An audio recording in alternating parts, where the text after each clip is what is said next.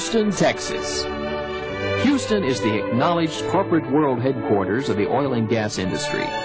Virtually all major oil and gas related companies are based in Houston. The past few years have been difficult ones for the oil and gas industry, and it shows here in Houston. But there is a bright spot. The brightest spot on Houston's skyline in the newly constructed Heritage Plaza is the new corporate headquarters of Great Western Resources. Great Western has managed to survive the oil industry storms and to grow in just 5 years from a $1,000 company to a corporation worth more than $300 million. Great Western is one of the few major independent oil and gas corporations that has shown growth in recent years. Its president, Dan Peña Sr., is committed to seeing that growth continue. Recently, Great Western held an open house to show its new offices and bring together those people that made Great Western grow. This program will introduce you to some of those key people and present their opinions of Great Western and its phenomenal success. First, a few words with Dan Pena Sr., Chairman, President, and Chief Executive Officer of Great Western Resources. I started with less than $1,000 when I founded the company, and I come from working class parents, and so I didn't start this company with a great deal of money. Most of the people that I was raised with turned out to be doctors, lawyers, dentists, and all from working class, but they went to school. And I didn't take school seriously, although I did ultimately graduate with honors from a California university. I think that the real turning point for me was when I was in the military, went to OCS during our great Vietnam conflict, and came out. I was an intelligence officer with NATO headquarters. And I came back to school, and I came back to school with a vengeance. And I think that was really the beginning. And I've been fairly successful at whatever I've done in the 2 or 3 endeavors. Well, when I was with Bear Stearns in the middle 70s, I saw oil go from $6 a barrel to $12 a barrel. And it didn't take a Harvard MBA to figure out that great fortunes were being made. So I was fortunate enough to be offered a position with one of our, at that time, corporate finance clients. And I went to work for a company called Kennedy Industries. And I was made an offer I couldn't refuse. And within a year's time, the name of the company was changed to JPK, which stood for Jensen Peña Kennedy. And I was a major shareholder. I subsequently, on January the 7th, 1982, lost a proxy fight and was unceremoniously thrown out on my derriere. And I founded Great Western Resources, as we know it now, on Friday the 13th, July 1982. To be more accurate, we started the company with $820. And when we founded the company, Mr. Harrison, Mr. Soliday, who's recently passed away, and myself, our goal was to be the 50th largest exploration production company in the United States. In 1982, that company was Pennzoil. And as you've probably read, Pennzoil is a lot bigger than the 50th largest company in the United States now. And if it wins its lawsuit against Texaco, it could probably be one of the top 5 or 6. Our goal is still to be the 50th largest. This year we will break into probably the top 80s. And now that we are also a natural resource company, I mean truly, with the coal acquisition, we are one of the largest coal operating companies in the United States as well. Well, originally we started with drilling funds, which were the rage in the late 70s and early 80s. Then we went public in August of 1984, and we went public in the UK. We're public on the UK market, which is the equivalent of the New York Stock Exchange. We're also public on the Amsterdam Stock Exchange, which is, by way of coincidence, the oldest stock exchange in the world. Most people don't realize the first stock exchange that was ever developed was in Amsterdam. But there was a window of opportunity that existed in London from about February of '84 through September of '84. And Mark Harrison, who's now vice chairman and co-founder and head of corporate development, saw that window, actually convinced me. I was against going public. I thought it was too soon. But he badgered me and the other directors long enough to finally convince us to do it, and it was the right thing to do. Our timing was absolutely perfect. Well, unfortunately, because the company has become so large, it's very difficult for me to go and be able to touch, feel, and interface with every employee.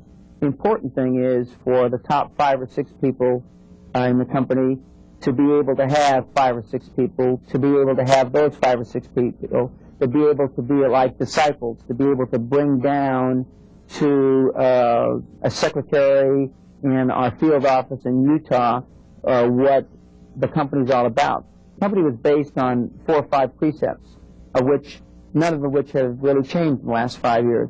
One of which is, I've already mentioned, is to try to be the 50th largest E&P company in the United States. Another one is to not only at the top, but filter down, as Mr. Reagan would say, all the riches of the company, so even the smallest secretary in our smallest field office benefits as the company benefits. Too often you see most of the profits and the perks and the goodies taken off at the top 10% level. We base this company, and one of the most important precepts is, if the company makes money, all employees make money, from the receptionist to me. If the company doesn't make money, then you just get paid your salary. And our salaries are not as high as some of our competitors. Maybe that's why over 1,000 exploration production companies have gone out of business in the last 4 or 5 years. But we have people, as hopefully you'll be interviewing later on this evening, that took massive pay cuts to come to work here.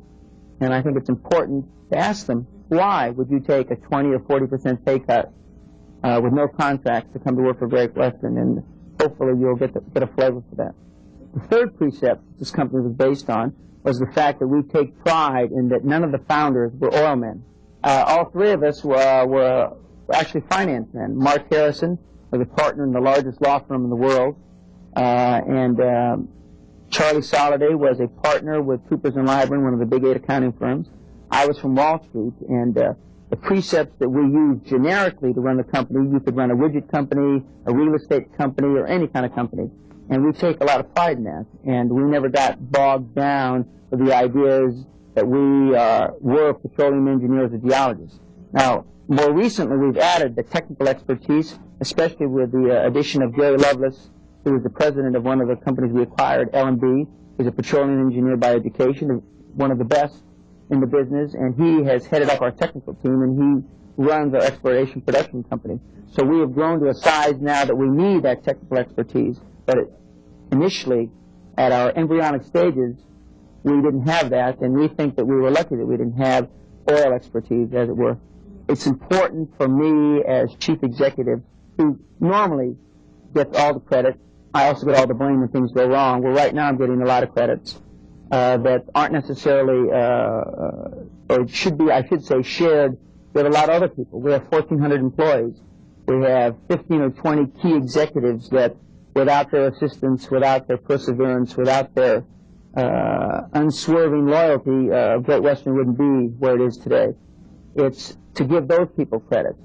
It's also to give the employees, now that there are 1,400, that I may never get an opportunity to sit down and talk to see something like this, and to be able to have pride and feel good about the fact that they are part of an organization that is, as far as we can tell, the fastest growing natural resource company in 1986, and perhaps the fastest growing natural resource company in the last 5 years. These offices, this new corporate headquarters, the Great Western Resources, was the brainchild of my former partner and co-founder, Charlie Soliday, who recently passed away January this year. This room and the company are legacies that Charlie's left us, and because he was a benchmark of excellence, we feel that for all time eternal that our boardroom will always be called this. We hope it makes him happy. Oh, they never considered not succeeding, and we had a really good team.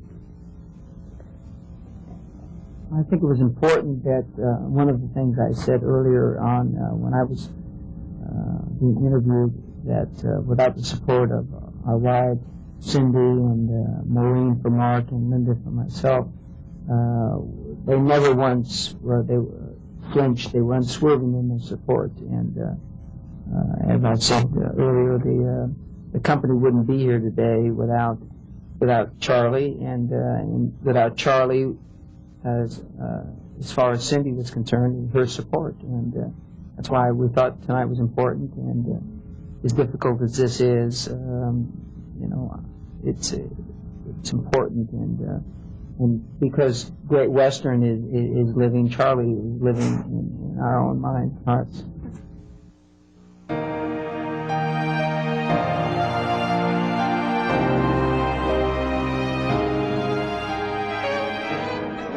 The open house reception was quite an affair. Fine music and gourmet food lent an impressive air to the evening, and all who were seeing the offices for the first time were duly impressed.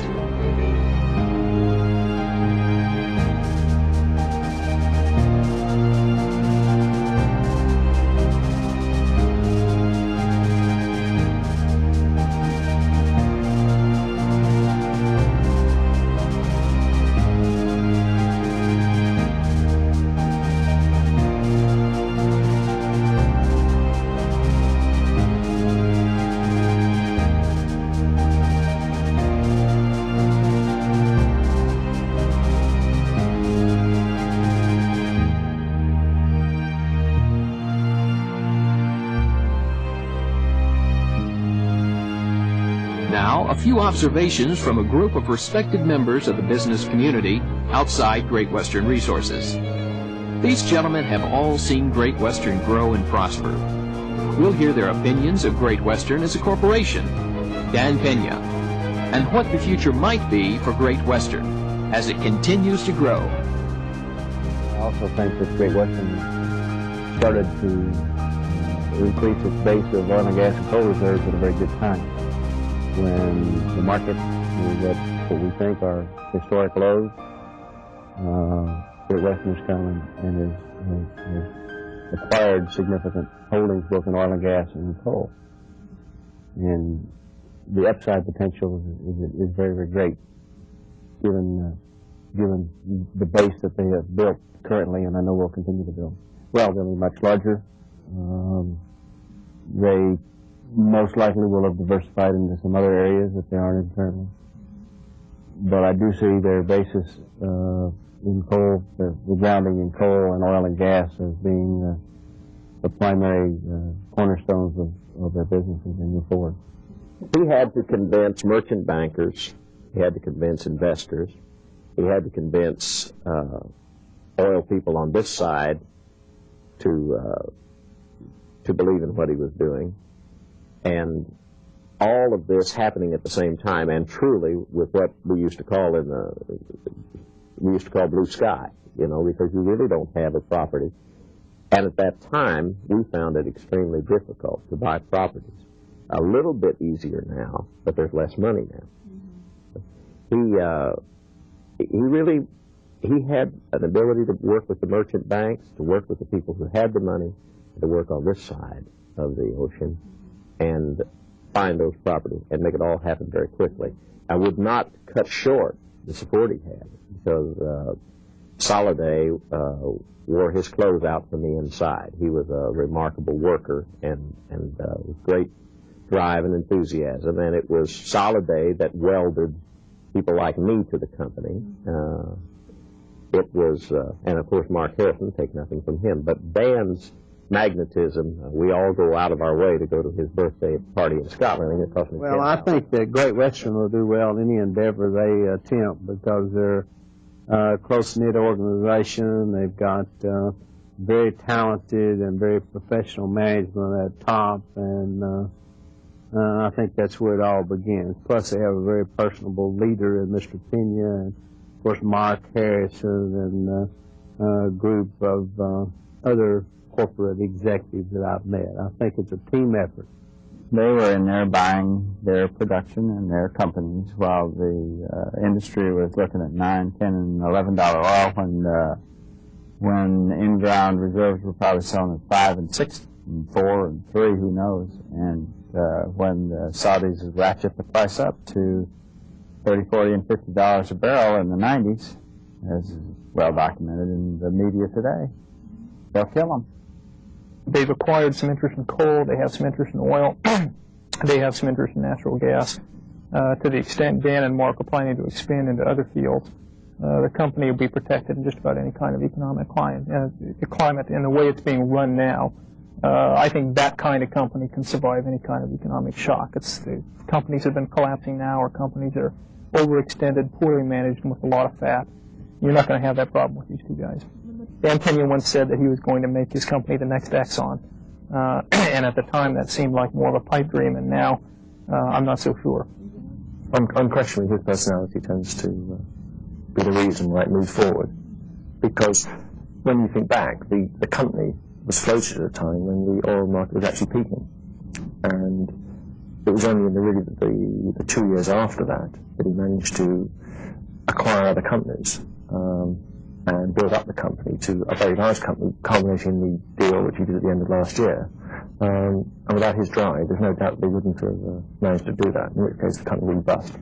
You know, there's always, in periods of slowdown or depression, certain people that succeed, and these people are going to succeed, excuse me, under any conditions. And I believe you've got a group of people here that their style, that they would succeed in anything they attempted. And they did enter the energy business at a time when it was down, but they have succeeded. And like I said before, I think these people would succeed in anything that you try. The firm I'm with, we are just very pleased to be associated with them. It's exciting, it's fun, and that's what makes our life really very interesting. We were involved, and I was involved with the company from the moment it came to the market in London, and we've sort of watched it grow through difficult circumstances, and we've had some part in that growth and helping Dan and his colleagues to grow the company. And we have just a very good relationship with them, as well as finding it rewarding business and interesting business. It's also very nice business to do because we like the people and we enjoy their company, and I think we all get on very well. You know, I and my colleagues at Greenwells have a great deal of affection for Dan and his team. Well, when Dan came to the market, we heard earlier on this evening about he and his colleagues' dream or vision of becoming one of the top 50 exploration companies in the States, and I suppose if you'd said that when they came to the market, there wouldn't have been very many people who would have believed it. But the success they've achieved against a very difficult background suggests that perhaps one shouldn't be too skeptical about it. And I think they have got, with the team they've got and the opportunities available to them, or the opportunities they'll seek out and find, because that's the way they are, I think they have got a chance of making the business really a very major force in the market over here.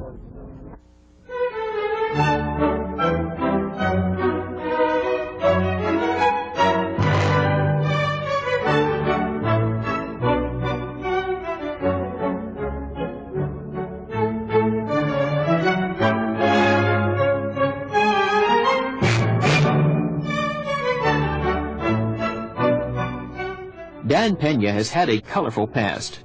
As you have heard, Mr. Pena has no lack of energy and equally no lack of personality.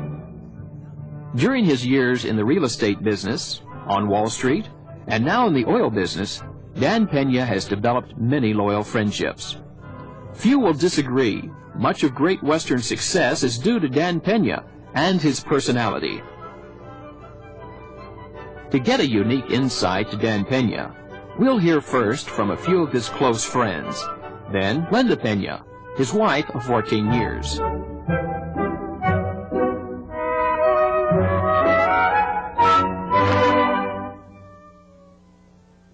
Now, I remember his company in his home in Palos Verdes, him and his secretary. In a bedroom they had converted to, with office equipment. You just, like I said, you hope and pray that they could put something together, which is what they were trying to do. There was no Mark Harrison then, there was no Charlie Soliday. None of these people were involved at that time. Just him and a secretary, a telephone, and whatever office, I guess he had a computer or whatever else was up there. And here we are. I just think it's unlimited. He has a vision. Believe me, there's a plan and a design here. This is not just tripping around and, there's a design and a plan, and I'm sure there's no limit in his mind.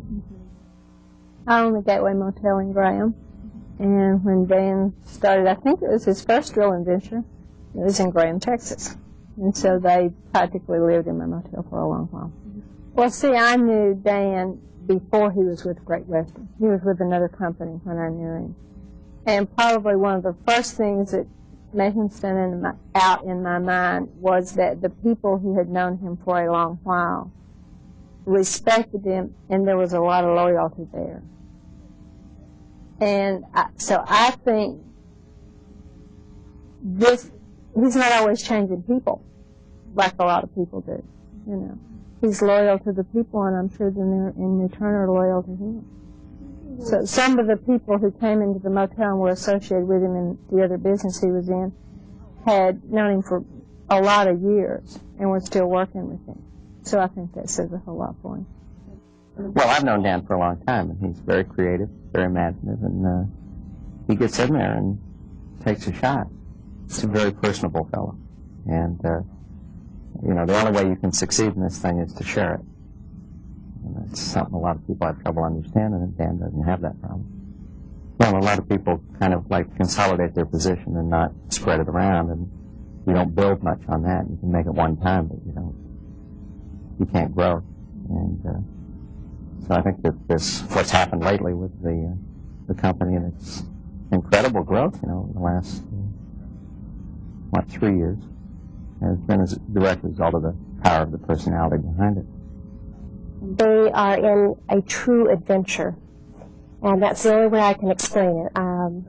I think my husband and the group of people who work for him are going to be able to fulfill a dream in their lifetime, and there are many people who dream about a dream and already have put fences up around it and have already said, oh, I can't do that.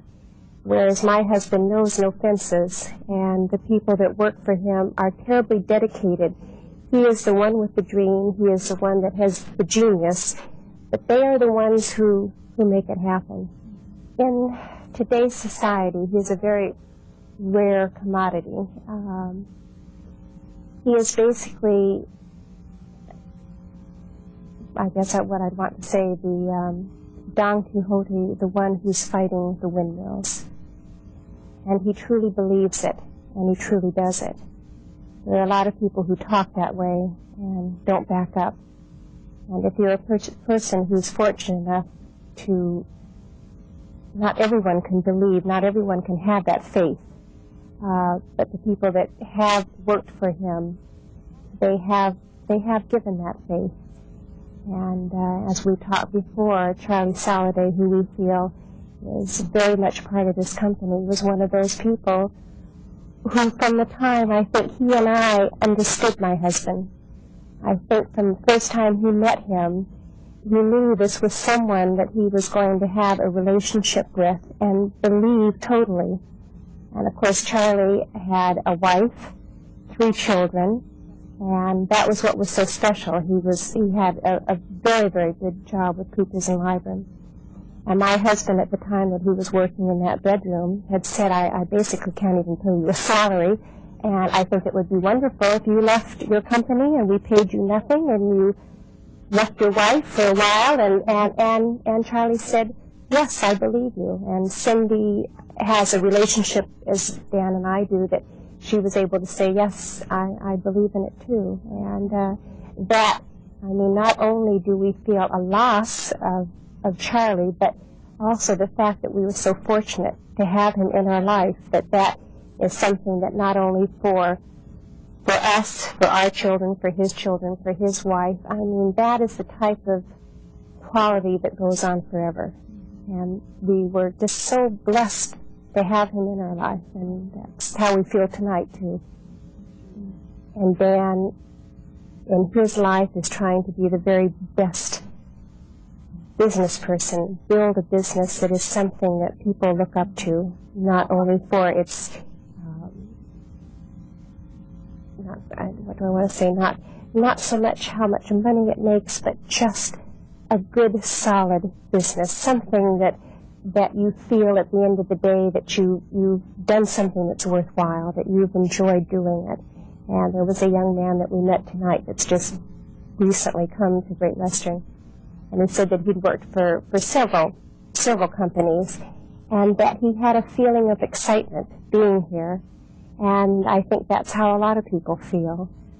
So whether it becomes bigger, which I'm sure it will, I hope that that side of it, I hope that excitement is always maintained. And when Dan is gone, the company will be an example and will live on and still have that type of leadership.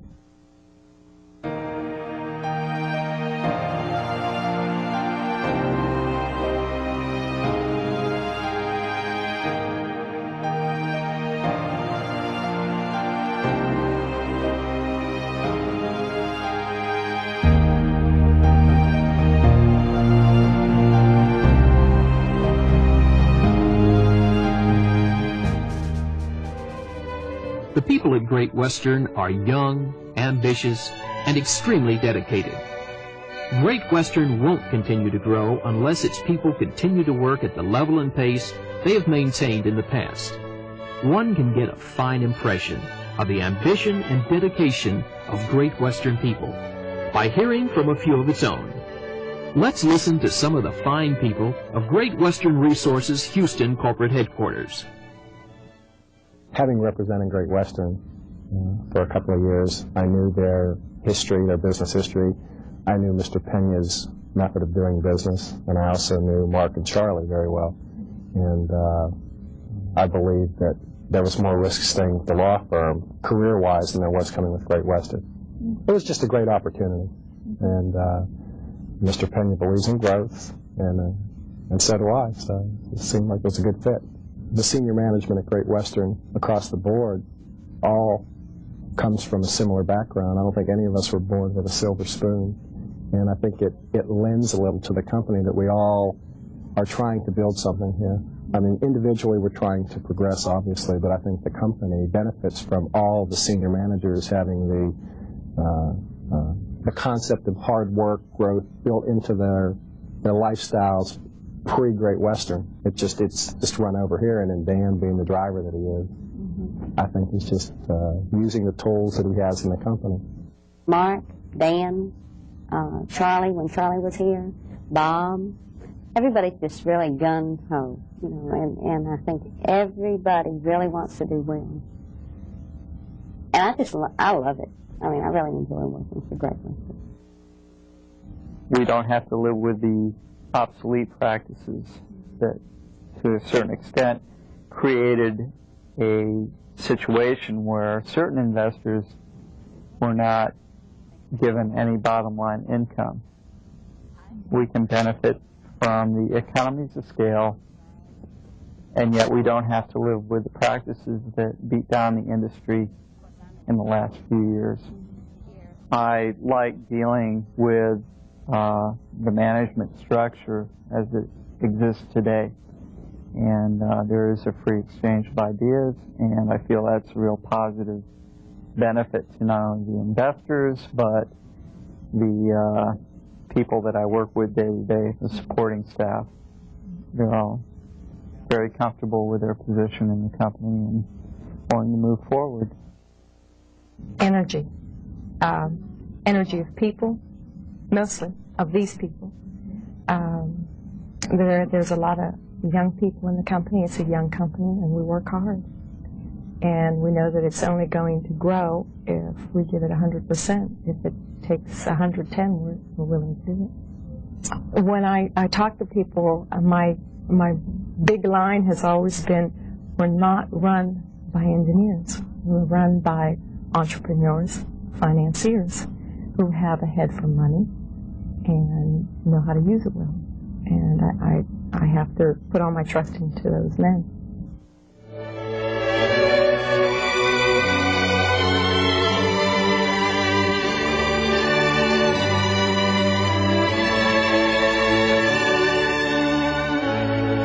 The best way to understand Great Western Resources and the reasons for its success is to listen to the men at the top. Those who head departments and sit at the board have the best insights. Here, comments from the men who lead Great Western Resources. Mr. Pena does not send management in or try to manage from a foreign base. If the operation had not been successful, he probably wouldn't have bought it. If it hadn't been successful and he had to purchase anyway, he would have changed management. He wouldn't have gone with a loser. Mr. Pena is different than the other oil and gas companies for a simple reason is he tries to let it run from the area that it should be run from, and that's at the roots of the operation, not from Houston or not from Denver, like a lot of the companies are trying to run their operation in a diversified manner when they go from oil and gas to coal or vice versa. And I see the Great Western becoming, I think what Mr. Pena told me in the early days that I met him, that he wants to be a Fortune 200 company. And I see it headed in that direction. This last acquisition certainly was a big one, and I know that they're looking at opportunities in oil and gas, and I know they're looking at opportunities in coal, and we have one just about ready to unfold. When you prove yourself to people, as quick as he's proven himself to people like me, you know, and like I say, I saw him in action, and I know that he does what he says he'll do. And I have total confidence in him, and that's quick. A lot of times it takes years to develop that.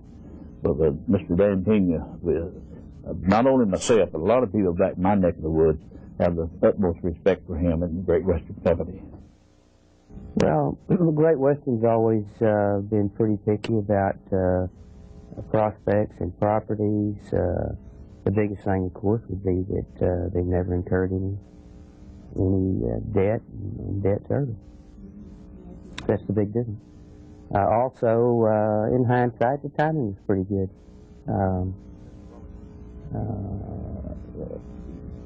A great number of the companies that are belly up now are that way because they went out banking on $40 or better crude prices, and Great Western never did. So I see Great Western heading pretty much in the same direction that they've been going, moving on to bigger and better things in the oil industry, as well as diversifying in other energy areas like coal. There appear to be some real opportunities in the coal arena. I don't know that I've ever met anyone any more positive than Dan. And like you can hear him outside the door, no telling how far down the hall. Certainly he's in command of anyone and everyone whenever he's in the room. No, being a financial person, I think that it's much more important to have a financial person running a company, particularly in today's times, than it is to have some geologist or engineer sitting out there hoping to have their wells drilled and, you know, without regard to the financial responsibilities that go along with operating a company. So I think it's just a wonderful company to be able to be associated with. I've seen a lot of companies struggle for survival. We've looked at a lot of them, you know, in our efforts to acquire properties, and it's very comforting to be on the Great Western team. I think Great Western has a strong management team, has made appropriate moves in this market, and consequently are seeing the results of that. Unlike many companies, as you pointed out, they've prospered, and I think will continue to do so. Great Western is an acquisition mode company, and we hope to make a number of other acquisitions before the end of the year. I think that when you have professionals like we have in this organization, that those people see an opportunity to grow with Great Western, opportunities for themselves, and it's more than just a top-oriented company. And by that I mean we have people in middle management and lower management, people that a lot of times do not get recognized, that are very capable kinds of individuals. And so when you have that strength that permeates the company from top to the field operations, then it makes for an overall successful company. In all aspects of business, timing is a big factor. And I think, Dan's timing as far as some of the strategic moves he's made, relative to this company, And, the acquisitions they've made to date, have been at a good time. And, and I think that, he has a lot of vision and he has a lot of, he has a lot of financial backing. There's a lot of people out in various credit markets, in London and throughout the States here that have a lot of confidence in the man, and it takes a lot of confidence together with a lot of vision and the capability of putting together a good management team underneath you, to build a good company. So, but we knew that to the extent the prices ever did come down, people who had a lot of debt were going to have trouble. So we decided when we first went public not to incur any debt. And that's what's kept us out of trouble, because you can always control your costs if you don't have fixed debt service. And we were able to do that and operate with low overheads, which meant low salaries to ourselves, and unfortunately for all of our employees, to them as well. But they persevered through the tough times, and as a result, they're all doing very well, and as a company does well. I think without Dan, there wouldn't be a Great Western in the early years. I think, fortunately, as the company grows, and as unfortunately we've had to see with Charlie's death, is that we're to the size and the point now where each one of us individually becomes less important to the ongoing operations of this company. But even with that, without Dan, the company would suffer. It would go on, it would make money, but it wouldn't go on and expand at the level it's going to, we think, with Dan running this company. But Dan's a very interesting individual, because most people who don't know him, or at least know him well, think that Dan is a very flashy individual, very outspoken, all of which is true. But he's also the most conservative, careful businessman that I've ever met. My background is such that I've always thought I was very conservative. Our professional advisors, some of who are in this room with us now, also are very conservative. None of them as conservative as Dan. So when you look to see what Dan is trying to build and where we're trying to go with the company, what he's trying to build is a monument to himself and the rest of our shareholders that our children and families can look back on and be proud of down the road, but in a conservative, careful manner so that we don't jeopardize or risk what we've developed up to this point. We don't think we have any limit. We have certain goals over the next 3, 5, 10 years. I think that Dan and myself are looking to a point 9 years from now where we've built this company into a $2 or $3 billion asset company that we can look back on, be proud of, have some very talented young people who, some of whom are in the company now, others whom we'll bring in over the years who can take over and run this company with us overseeing it. We don't think there's a limit to the future for this company.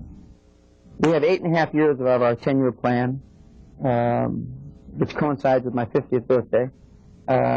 I would say that in 8.5 years we'll probably have something on the order of magnitude of 20 to 30,000 employees.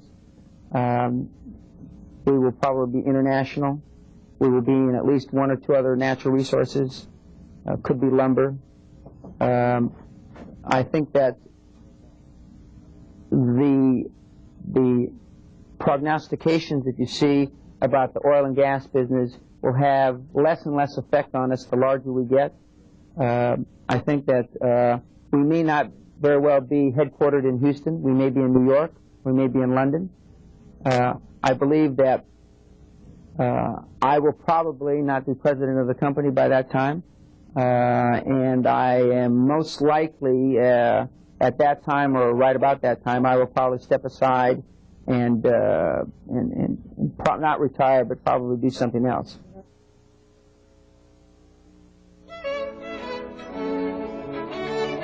Following the general open house, Mr. Pena hosted a smaller gathering of selected guests at Houston's Hyatt Regency Hotel.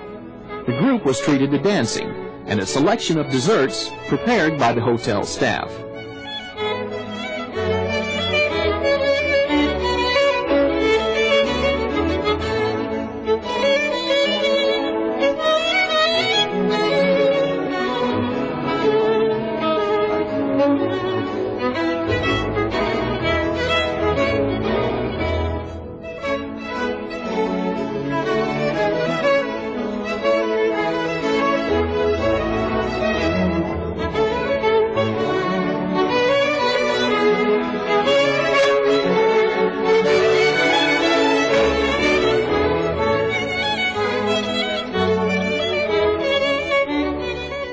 Later in the evening, Mr. Peña presented an informal talk to those gathered. He spoke of those who had helped Great Western along the way, and gave his thoughts on the future of the company. Mr. Dan Peña. One, I want to thank all the professionals and some of the supportive professionals that represent us. Our bankers, our lawyers, our accountants, our engineers, both petroleum and mining, our stockbrokers, our merchant bankers, etc., etc. Because without their support, we wouldn't be here today, and we wouldn't be a viable and burgeoning company in natural resources. We were founded on July 13th, 1982, when oil was approximately $36 or $35 a barrel, and with $820. We are now a $310 million company. Oil has bounced off $8 or $10, and we are back to $18 or $19. But without the support of those professionals, we wouldn't be here. Because in times gone by, as some of our lawyers, not Johnson & Swanson necessarily, but Finley Cumble, who's represented tonight, we paid our lawyers and our accountants at that time one time a year, whether we needed to or not. And basically, I see Buzz Grawl laughing over there, who's one of our bankers now, one of our more friendly bankers. We paid our professionals at that time one time a year, whether we needed to or not. And basically, we rode them like banks. And we appreciate that, and that's why we're very, very loyal to the professionals that represented us 4 or 5 years ago. It's hard to believe that the company will be 5 years old this July. 4 years and 9 months right now, approximately. And it's hard to believe that the company was founded in what is now the nursery of our summer home, my summer home in Palos Verdes, with 2 people, and which was my secretary at that time, myself, and then joined by Charlie Soliday and Mark Harrison, and soon 4 or 5 employees. And when we went public in August of '84, we had, I think, 16 or 17 employees. Now we have 1,400. It's really hard to believe. And if it wasn't for the professionals and many of the people in this room this evening, that wouldn't have happened. And I'm thankful, and I want to take this opportunity to say that without your support, it wouldn't have happened. Mark, myself, and Charlie, who passed away in January, we had a dream. And the professionals, rightly or wrongly, supported us. They believed in our dream. And we'll never forget that. And that's why we still do business with certain lawyers, or law firms, I should say, and certain accounting firms, because no matter how big we get, I don't think that'll ever pass. I don't think that feeling of gratitude will ever pass. Subsequent to that, we have added new relationships with new law firms, new accounting firms, and new merchant bankers, new investment bankers, etc. But those original firms we'll never forget. And as long as I'm with Great Western, God willing, I'll be there a long, long time, but we'll never forget that support that we got. For all the people that have joined us recently, like the coal enterprise, Clyde Goins. I love coal, Clyde. Clyde, I love coal. I can't even remember why I got in the oil and gas business. I love coal. Gary. Okay. And Gary Lovelace, who, without his professional expertise and his rocket scientists, that I like to call him, our oil and gas business probably wouldn't be anywhere near what it is today. And Judy, his lovely wife. Gary has uplifted with his staff our oil and gas expertise we feel that we can compete with anybody. And for the new additions, thanks, hon. Yeah, with Bob McCurry on the accounting side and finance side, and the new additions of Bill Phillips. And we're very, very fortunate. I mean, we got so many bright people. We're very, very lucky. And I'm very thankful. And as long as my wife, Linda, God bless her, continues to support me, being gone 60, 70, 80% of the time, we're going to fulfill our goal as being one of the top 50 E&P companies in the United States. And I just want to take this opportunity to thank you all, spouses, non-spouses, employees, non-employees, for all the support you've given me. God bless you. Have a pleasant evening. Thank you very much.